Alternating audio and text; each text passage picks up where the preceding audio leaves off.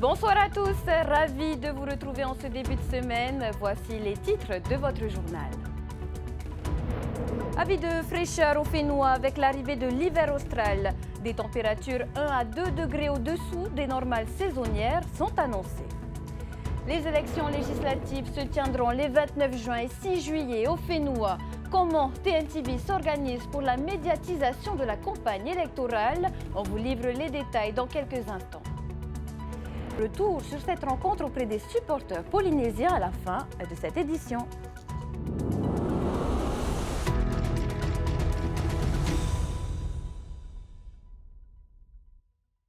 Vous l'avez certainement déjà constaté, même ressenti. Les nuits se sont rafraîchies la semaine dernière et ces basses températures vont perdurer. C'est le début de l'hiver austral. On fait le point avec Laure Philibert. Bonnets et pullovers sont ressortis des placards dans les îles les plus à l'ouest de la Polynésie. La chute des températures est amorcée avec le passage dans la saison froide. Oui, la saison est commencée et d'ailleurs c'est un des facteurs qui explique que les températures aient baissé. Les journées sont plus courtes, donc forcément la maximale monte moins haut et du coup la nuit, qui est d'autant plus longue, permet de la baisse des températures. En dehors de l'aspect saisonnier, il y a effectivement une histoire de situation météo qui peut expliquer une certaine variabilité dans la saison. Dans la semaine, on a eu un épisode, alors de mémoire, je pense que c'était mardi soir, la nuit la plus fraîche. C'est un flux de sud-est, donc il va chercher la masse d'air plus loin au sud, où les températures sont naturellement plus fraîches. Et pas de nébulosité, donc pas de couverture nuageuse, qui permet en fait un rafraîchissement aussi des températures plus important la nuit. Les Marquises et le nord des Tuamotu ne sont pas concernés par ce rafraîchissement qui va se renforcer dans les jours qui viennent, prévient Météo France. On risque d'avoir un effet encore plus accentué parce que le flux sera plein sud. En revanche, il ne devrait pas durer très longtemps parce qu'on peut avoir des situations de marahamou qui s'installent sur une petite semaine. Et c'est vraiment là où on a la baisse des températures, on va dire, les plus significatives. Sur l'épisode à venir, ce ne sera pas le cas. C'est sur une histoire de 2-3 jours où on devrait quand même ressentir cette baisse en début de semaine prochaine. Pas de vague de froid, mais des températures 1 à 2 degrés au-dessous des normales saisonnières. Le mercure pourrait passer sous la barre des 20 degrés sur la société aux heures les plus fraîches.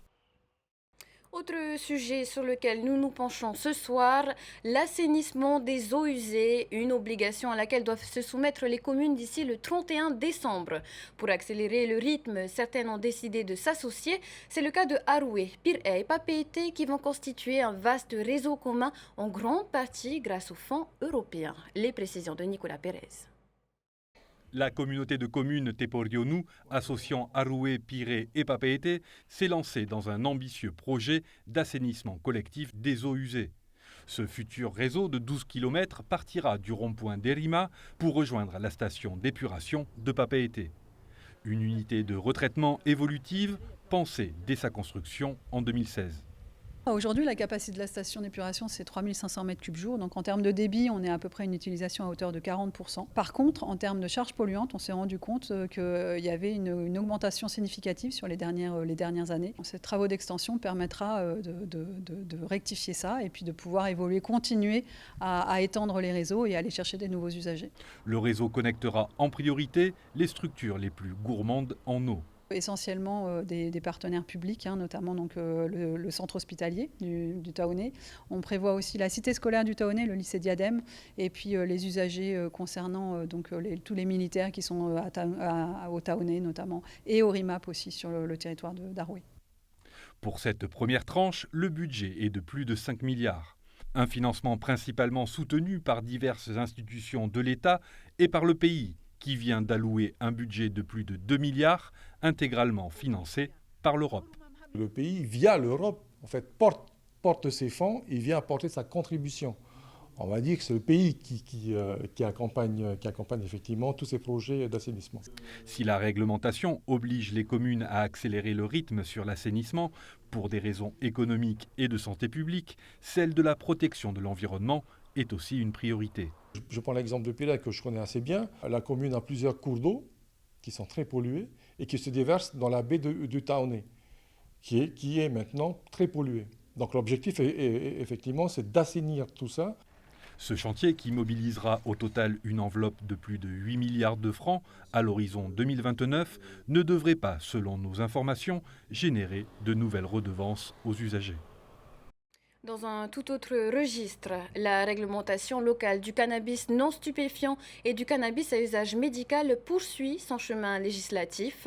Après son adoption en commission de la santé et des solidarités de l'Assemblée il y a 2 semaines, le texte devra être examiné dans l'hémicycle.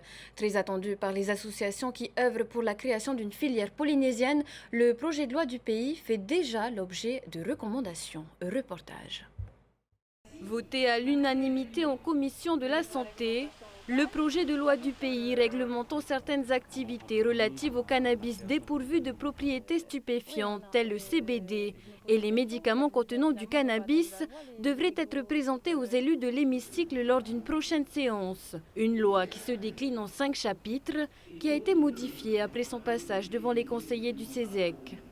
Dans la première version de la loi de pays du gouvernement Broderson, on partait sur un régime de déclaration sur le volet cannabis non stupéfiant CBD. Ça veut dire qu'il n'y avait pas besoin d'obtenir une autorisation du pouvoir public, mais on faisait juste une déclaration de nos intentions à cultiver, à produire, à transformer, à commercialiser du CBD. Le gouvernement donc, a tenu compte de l'avis du CESEC et a renforcé donc, le contrôle sur le cannabis non stupéfiant. Ce qui veut dire qu'aujourd'hui, même si on veut planter du cannabis non stupéfiant, nous sommes obligés d'avoir l'autorisation du pouvoir public. Et là, on n'est plus sur les mêmes droits que le citoyen français qui, lui, n'a pas besoin d'autorisation. Dans l'Hexagone, les activités relatives au CBD sont autorisées sans restriction, ce dernier n'étant ni un stupéfiant ni un psychotrope. Au Fénois, le nouveau texte prévoit entre autres la création d'un catalogue officiel de variétés autorisées, la limitation des surfaces de culture, du nombre de personnes autorisées à cultiver ou encore les conditions d'agrément pour l'importation et la cession de semences de cannabis.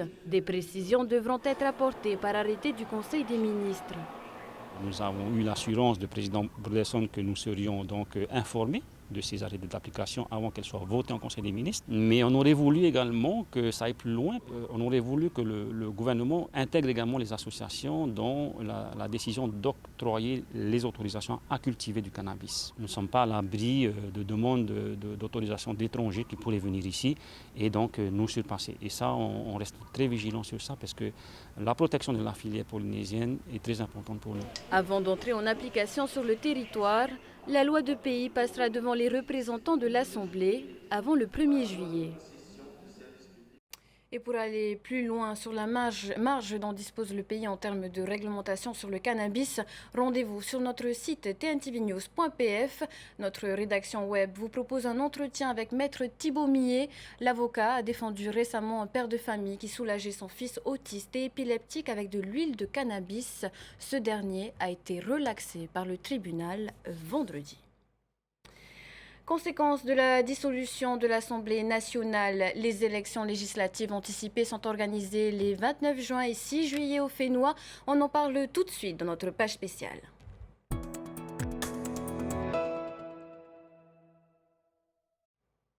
Les partis politiques ne sont pas les seuls à préparer ces élections, les médias aussi. À TNTV, un protocole strict détermine les ordres de passage des candidats en plateau, les temps de parole ou encore les reportages que nous allons tourner. Explication de notre dispositif avec Emma Mathieu. Pour couvrir ces législatives anticipées, Tahiti Nui Télévision suit les directives de l'ARCOM, le gendarme de l'audiovisuel, et applique le principe d'équité. Le principe de l'équité, c'est de répartir les temps de parole des différents candidats selon la force politique à laquelle ils appartiennent, c'est-à-dire que plus ils sont représentés, déjà plus ils ont du poids politique dans la vie locale, plus ils vont avoir du temps de parole. Par exemple, le Tavini ou l'Alliance autonomiste vont avoir un temps de parole supérieur aux petits partis. Même les plus petits candidats auront cependant droit à un temps de parole sur TNTV, autant dans nos reportages que dans nos débats. Pour respecter l'équité, 2 dispositifs vont être mis en place. Le premier concerne les débats. Il y en aura un par circonscription dans chaque langue avant le premier tour, puis à nouveau dans l'entre-deux tours. Chaque soir, les candidats débattront pendant 1 heure en français et 1 heure en Reo Tahiti. Le deuxième dispositif concerne les journaux télévisés. Cet après-midi, un tirage au sort pour déterminer l'ordre de passage en plateau des candidats et des reportages a été organisé à TNTV sous la supervision d'un huissier de justice. Les candidats ou leurs représentants y ont assisté. La couverture médiatique est d'autant plus cruciale que pour ces élections éclairs, les partis n'ont que 2 semaines de campagne. Compte tenu des difficultés à se déplacer dans tous les archipels, ils miseront sur les médias pour atteindre le maximum de personnes.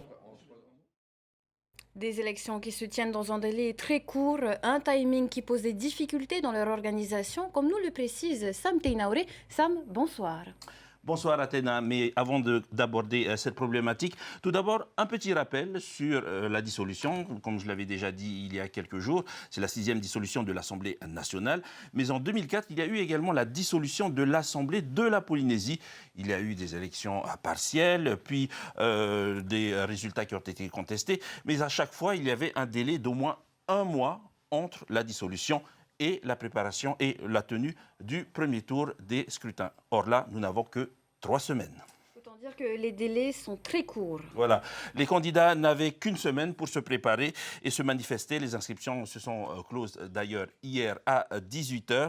Mais ce n'est pas encore terminé car les services du Haut-Commissariat disposent de 4 jours pour pouvoir valider les candidatures. Ce serait dommage que certains engagent des frais pour que jeudi leur candidature soit validée. Donc autant attendre ce délai pour vraiment s'engager dans la campagne. Mais la campagne démarre aujourd'hui. Effectivement, la campagne a déjà commencé pour certains depuis l'annonce de la dissolution, mais officiellement, elle démarre aujourd'hui. On vient de le voir que les médias ont déjà commencé à déployer leur dispositif de couverture de campagne, parce qu'il faut le souligner, les candidats n'ont pas vraiment eu le temps d'organiser leurs meetings, leur campagne. Même pour les grosses structures, c'est difficile aujourd'hui d'organiser des déplacements dans les îles ou des meetings dans chaque commune de Tahiti et de Moorea. Donc, ils comptent beaucoup sur les médias aujourd'hui et les réseaux sociaux. Oui, car il y a également des contraintes budgétaires, Sam. Oui, alors ça, c'est le gros souci aujourd'hui et c'est la pire contrainte. Donc ce matin, les sociétés qui devaient imprimer la propagande électorale ont été désignées. Il y en a 2 et elles ne disposent que de 2 jours pour imprimer près de 3 millions de bulletins et de professions de foi. Certains diront jackpot. Eh bien non, car ces sociétés-là ont déjà des commandes et devront les annuler ou les reporter. Et peut-être ça profitera à des concurrents. Donc, un manque à gagner. Et surtout, peut-être aussi pour faire leur travail en 2 jours, payer des heures sup à leurs employés. Il y a les largages qui sont prévus également par les services de l'État sur les atolls de Hereritu, Tematangui et Harappa. Dans les autres îles, il faudra parfois affréter des vols spéciaux car il n'y a qu'un seul vol par semaine. Sur Tahiti et Moorea, il y aura beaucoup moins de difficultés. Et donc, pour terminer, ce petit rappel, en 2012, il y a eu 2 scrutins nationaux en Polynésie française, la présidentielle et la législative. Et selon un rapport de l'inspection générale de l'administration, ces 2 scrutins ont coûté 72 milliards de francs à l'État. Autant dire qu'avec l'inflation, le temps et bien sûr les contraintes que nous venons d'aborder, il y a de fortes chances qu'il y ait une décimale en plus à ce chiffre. Voilà, Athéna. Merci Sam Teinaouré pour cette intervention riche en informations. Intéressons-nous maintenant à la jeunesse polynésienne qui s'ouvre l'esprit grâce au projet Erasmus+.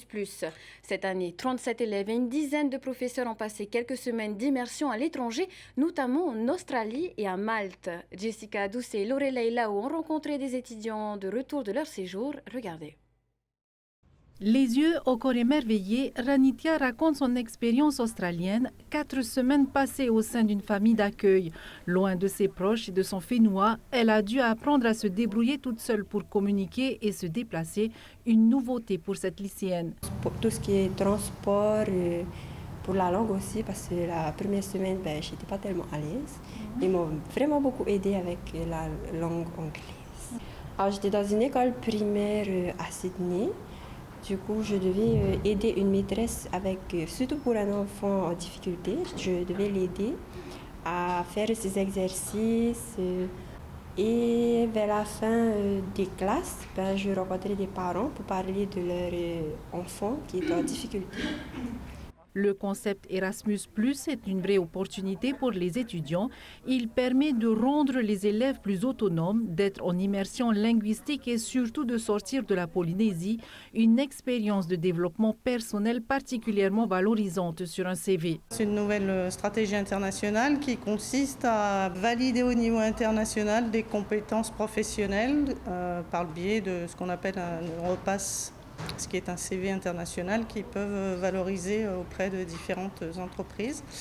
Après, nous avons d'autres lignes de conduite sur l'international, notamment des immersions en classe, en atelier. Cette expérience, Midité Abuyar sera l'une des prochaines élèves à en bénéficier. Avec 8 autres camarades, elle s'envolera pour Malte. Cette étudiante ambitieuse en BTS Gestion de petites et moyennes entreprises n'a peur de rien. Elle compte bien en profiter. Moi, je fais un stage dans une entreprise qui propose des prestations informatiques, mais qui font aussi beaucoup d'événementiels. Et c'est une entreprise qui est très connue en Europe, donc j'aurai la chance de travailler avec des personnes de différentes origines, pays et tout. Ces voyages permettront aux étudiants de gagner en maturité et de s'ouvrir l'esprit au contact d'autres cultures, une qualité de plus en plus recherchée par les entreprises. L'an prochain, 130 mobilités seront au programme rien que pour le lycée Diadème, 100 pour les étudiants, 30 pour les enseignants.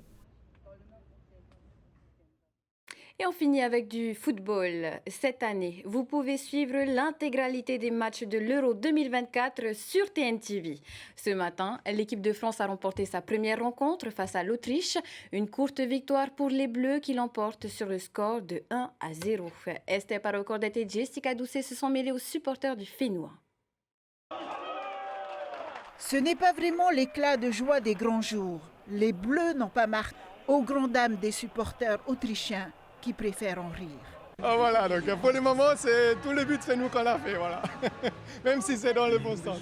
Et en fait, statistiquement, on était pas mal positionnés. Donc je pense dans le deuxième mi-temps, on va montrer aux Français qui sait jouer au foot en fait. Mais les frustrations s'enchaînent dans les deux camps de supporters. Les Autrichiens sans occasion énorme. Un match pas franchement brillant pour les supporters. Trop d'occasions ratées, trop de cafouillis dans l'attaque. Ça joue pas assez collectif. Là, ça reste le premier, donc forcément, c'est l'entrée en jeu. Les joueurs sont un peu fébriles. Mais dans l'ensemble, encore une fois, on a pris les 3 points et c'est vraiment le principal. L'équipe de France s'impose 1-0 à l'issue d'un combat qui laisse... Voilà, et je vous rappelle que vous pourrez suivre tous les matchs de cet Euro sur TNTV. Au programme de votre soirée, dans quelques instants, découvrez le premier module de notre série sur Teahup Horaire réalisé par Axel Litchley avec des histoires contées par Tahir Vehiatoua et Patrick Rochette. Juste après, le journal de l'Euro, suivi de la série Le Négociateur. Avis aux fans de football, demain matin à 9h, suivez la rencontre entre le Portugal et la République tchèque. Quant à nous, on se retrouve demain soir à la même heure pour votre journal d'information. Je vous laisse profiter de ces quelques images du Festival des Arts de la Culture du Pacifique qui s'est clôturé à Hawaï. Excellente soirée à tous sur TNTV.